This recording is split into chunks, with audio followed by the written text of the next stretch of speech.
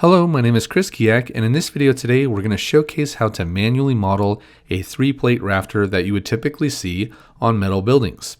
To get started, we're just going to go ahead and quickly modify our grid. So I'll double click on it and it will open up the properties. We have our X, Y, and Z coordinates that we can modify. If we look here in the model, we can see near the origin that the positive X is going to the right, positive Y is going to sort of the upper right in the screen, and then Z would be going up and down. Now we can also see that here with the UCS icon down here at the lower right hand corner of the view.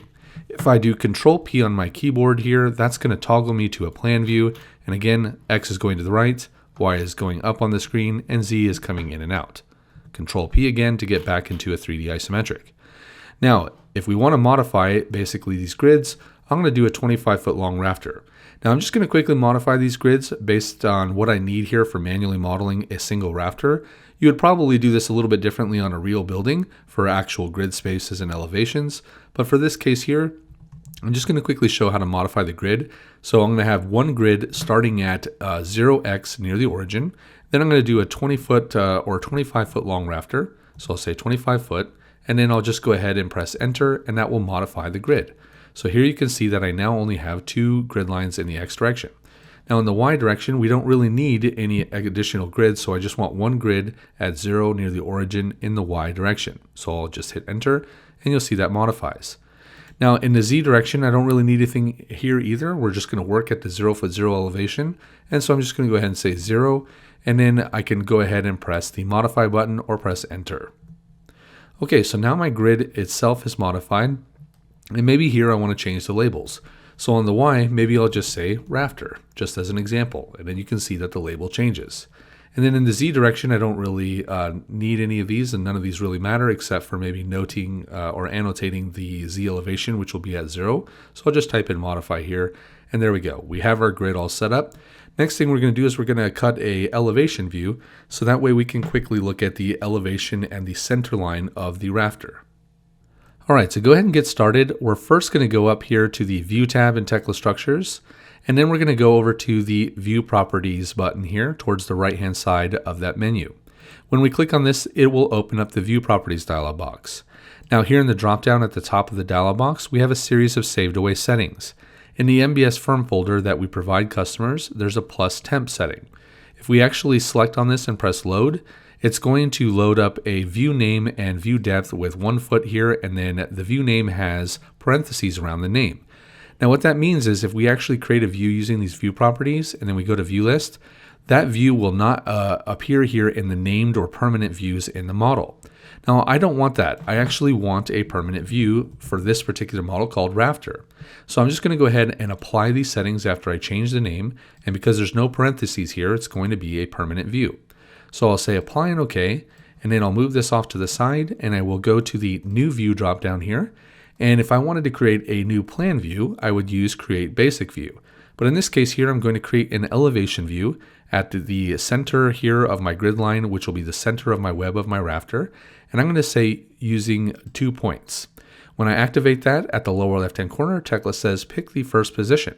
So I'm going to pick the snap here at the intersection of grid line 1 and rafter.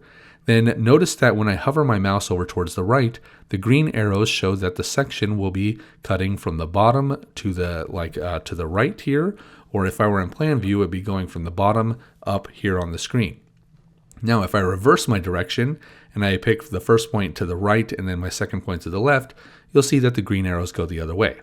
Let's just go ahead and go from left to right, and there we go. Now we see that an elevation view has been created. I'll right click and interrupt.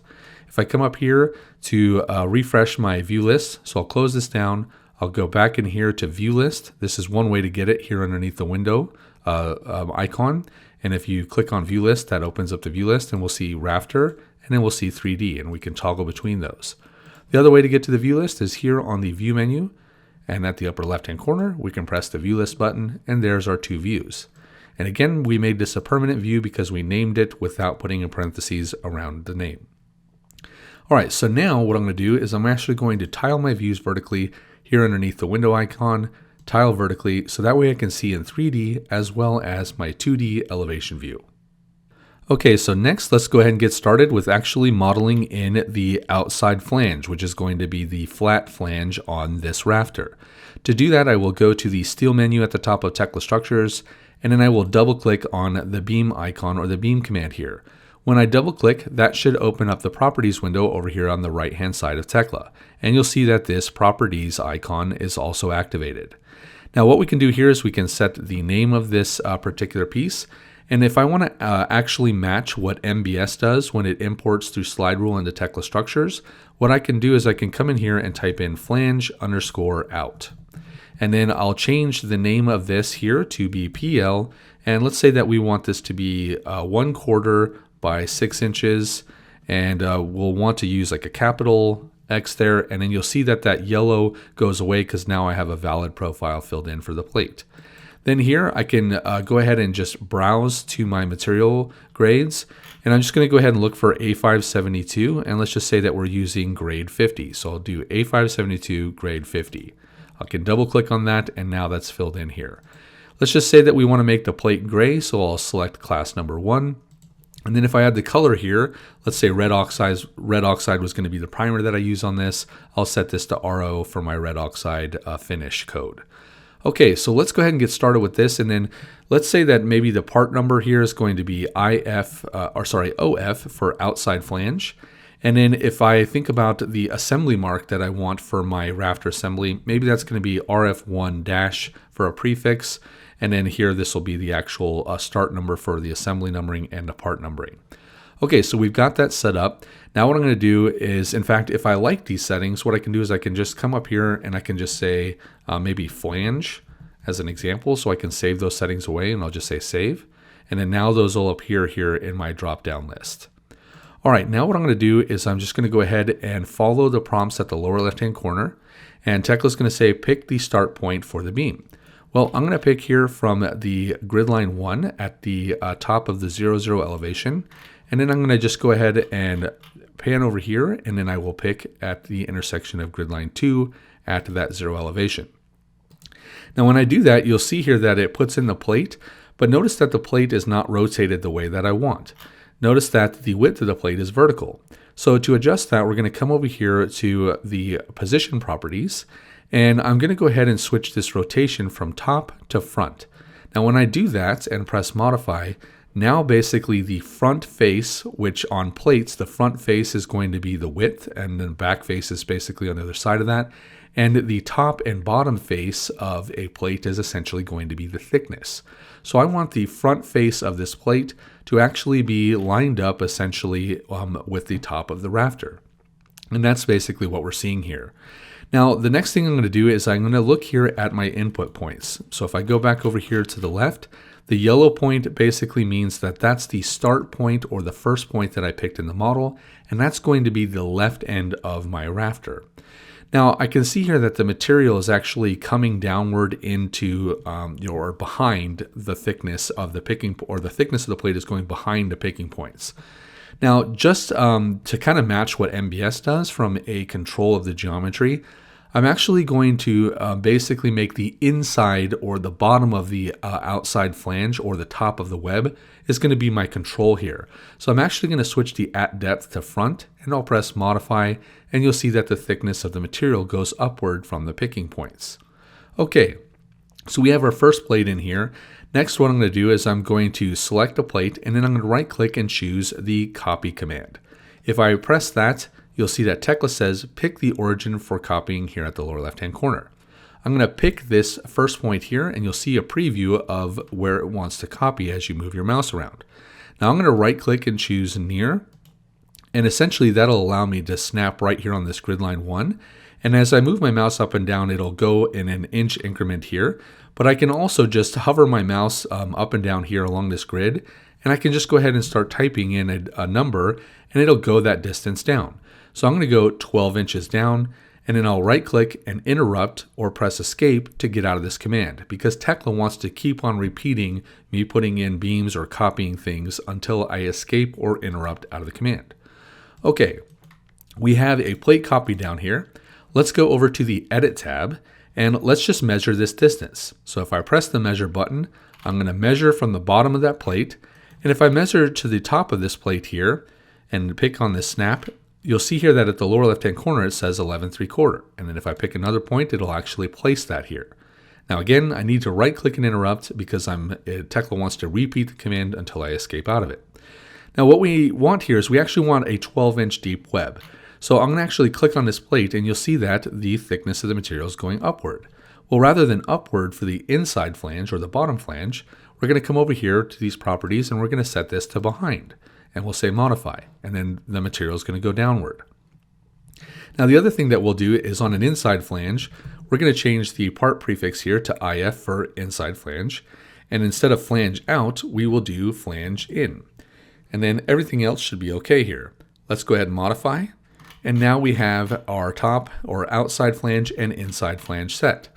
However, let's go ahead and scroll over to the right, and we're going to actually take this, we're going to select this part. And there's actually a few different ways to select parts in the model. You can either click on it, or you can window from right to left. And when I window right to left, anything touching that window is going to get highlighted. Now there's also a left to right selection, but notice that when I do this, the plate does not get selected. When you do a left to right selection, only things that are completely inside of that window will get selected. So if I'm trying to highlight this plate, I'll click on it, or I can window from right to left. Now, I'm going to click on this plate, and then I'm going to go ahead and just click on the chamfer point here. Now when I do that, you're going to see that this magenta point is selected, but over here on the left-hand side, notice that this first grip, the yellow point, is not selected. In Tekla, there is no stretch command. It's more that you're moving the grip points on one end in order to stretch the length or move an end point on a beam from one location to another. Now, another way that I can tell that I've only got this grip point selected and I don't have a part selected is by going down here at the lower right-hand corner of Tekla, and you'll see here that it says 0 objects are selected, but 1 handle is selected. And that's correct. That's exactly what I want. Now I'm going to right click and I'm going to choose the move command. But instead of the move command, I'm actually going to try the move special command. So watch this. I'll do move special linear, and that'll open up a dialog box. Now Tekla is still prompting me to pick 2 points because I can pick 2 points in space and it'll fill in the X, Y, Z and offset between my 2 picking points. I don't really need that here, so I'll just right click and interrupt. And I know the distance down that I want in the Z direction. So here I can see at the lower right hand corner of my view that Z is going up and down. And I want to go ahead and type in -12, and then I'll just go ahead and say move. Now when I do this, you'll see that only this grip point that I had selected moved down, which basically sloped that bottom flange or the inside flange. The yellow point over here was not selected, and so it stayed at basically the 12-inch dimension down on the left side. So now I have everything set up here for a 12-inch deep web on the left end and 24-inch deep web on the right end. All right, next up, let's go ahead and do the web. So I'll go over here into my elevation view, and here notice that I still have that 11 3/4 dimension. I don't really need that anymore, so I'm just going to click here in the background so that way my view is selected. And I know that this view is selected because I can see this golden ribbon or border around the view. And if I wanted the 3D view selected, notice that it moves over here. In this case here, I'm going to select this view by just clicking on it, right click and choose redraw view, and then those dimensions will go away. All right, so let's go ahead and move on to going to put in our web. We'll go back to the steel menu here at the top of Tekla. I'll double click on my beam command. And again, the only reason I'm double clicking is so that way it'll activate the command and it will open up the properties over here on the right. Now I'm going to go ahead and type in web in this particular case. And we'll go ahead and this time, maybe I'll just put in 1/8 inch, but if you actually know the decimal thickness of, say, for instance, a gauge web, a gauge thickness web that sometimes you'll use, you can enter in that decimal thickness here, and it may round it to a 1/16 or an 1/8 depending on how thick that you have that, or even 3/16 depending on what gauge you're using. But whatever decimal inch value you type in here, it's truly going to be that thickness.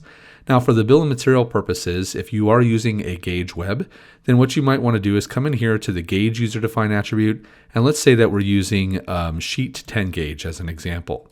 And so that's going to basically put in the bill of material that this is a 10 gauge piece, even though you have a sort of a 1/16 or 1/8 inch looking value up here. All right, so now that we've got that set, we're going to change this to WB for our part numbering prefix. And then everything else looks good. So we have web for the name, we have the prefix, we're setting this as a gauge material. The other thing though too is that we don't want the web to be rotated here where we're looking at the width. We actually want to see the top thickness of that, so that way the width of the web is actually going up and down. And then also going up here, we don't want a width of 6 inches. Let's say that we want a width of 24 inches for our deepest part of our web. So there we go. We've got some things set. And in fact, let's say that I like these settings. I'm going to save them away. So I'll just type in web here at the top and press the save button. Okay, so we've got those settings saved away. I think we've got everything filled in the way that we want. And now what we're going to do is we're going to come in here to our elevation view. We're going to pick on the bottom of the outside flange. Okay, so there's point 1. And again, Tekla is telling me what to do here at the bottom left-hand corner. Now it's expecting me to pick the end point of the beam. And so I'm just going to pick over here towards the right. Now, you'll see here that I have a 24-inch deep web input here into my model. I'll right-click and interrupt or press escape to get out of the beam command. Now the next thing we're going to do is we're going to actually taper or cut this web so that way it follows the inside flange. If we go over to the edit command, there are a few different cutting tools that you can use. Commonly you'll see MBS or a lot of components that Tekla has for 3-plate rafters and assemblies. They'll use this polygon cut command. And that's perfectly fine. That's one method of doing this. Another way of doing it is using the line cut. So I'm going to actually activate the line cut here.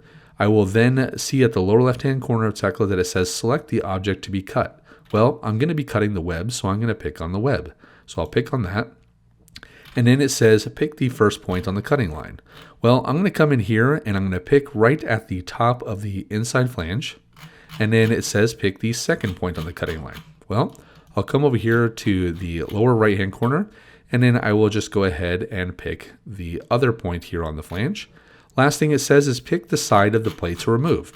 Well, if I zoom out here, you can see that I've got the top part of the plate up and the web above the inside flange, and then I've got this bottom part. Well, I want to remove this bottom part. So I'm going to click down here and then it removes that bottom half of the web below the inside flange. Now, Tekla is asking me to do another cut, which I don't need to do. So I will right click, choose interrupt, and now I essentially have my two flanges and my web for my 3-plate assembly. Now everybody asks me, well, what if I need to do splices in the web or the flanges? Well, let's go ahead and just do a splice on the web. Now, sometimes you'll actually have more splices in the web than you might on the flanges because flanges are oftentimes made out of flat bar and the web is actually usually going to be burnt on a plasma table or a plate burning machine. And so the dimensions of the available lengths that you can use on a plasma table might be a little bit different than what you can do with your flat bar stock. Now, let's just go ahead and do a very simple splice here on the web.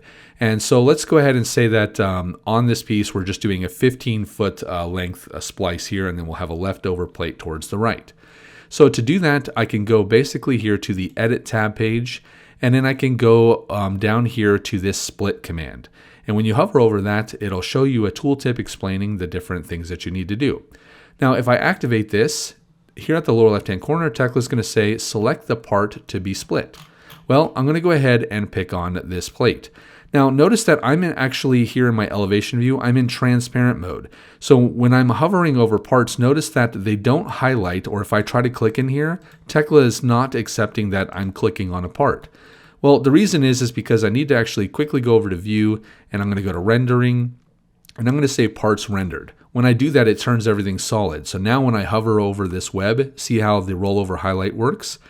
Now, if I am in shaded wireframe like I was before, I can still select the web, but I've got to get near the edge of the material. And so this is something that new users in Tekla got to get used to. If you're in shaded wireframe or rendered, then you basically need to go towards the edge of the material. If you go to completely rendered here, then you can click anywhere on that part.